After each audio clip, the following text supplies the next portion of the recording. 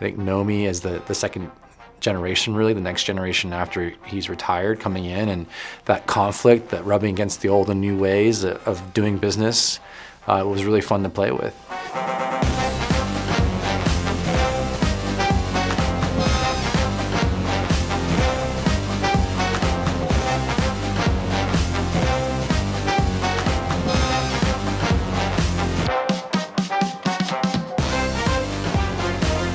I think the main thing I looked at was, how do you conclude these stories? I mean, what Daniel has, which is unique amongst other Bonds, is interconnected films. So how do these stories come together and land in a satisfying way in the end? So that was my main thing. And to do it not just as a bottle sort of film, but something that really felt as a part of a whole.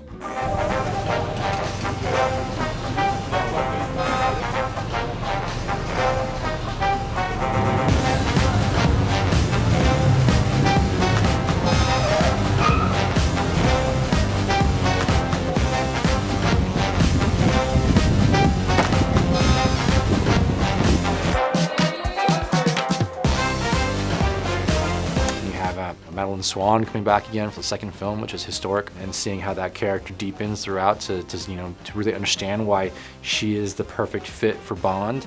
That was also, required getting deeper in the character and figuring out who she is beyond, the contrivances of being a beautiful woman in the Bond world.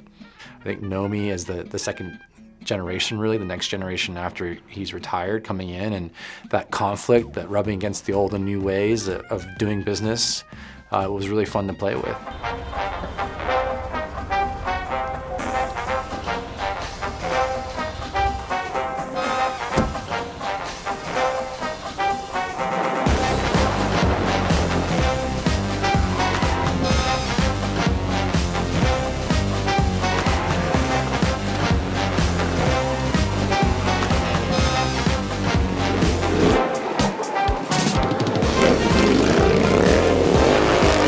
I think that tradition goes back to, at least to James Judi Dench playing M, sitting Pierce Brosnan's Bond down and calling him a misogynistic dinosaur and a relic of the Cold War.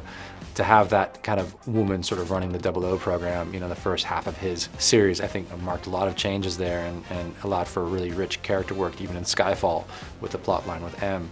I think in this film, it picks up that tradition with multifaceted, multidimensional women that make for more interesting, dynamic stories, within the Bond context, And Elisa Ling, we did a side-by-side of you and Daniel Craig, and she said, why the hell isn't Cary James Bond as far as the next one? Well, for one, I'm not English or British, so I could never be part of the MI6. But, I mean, realistically, yeah, that's very flattering, and I don't think I'd be as cool as Bond in the day.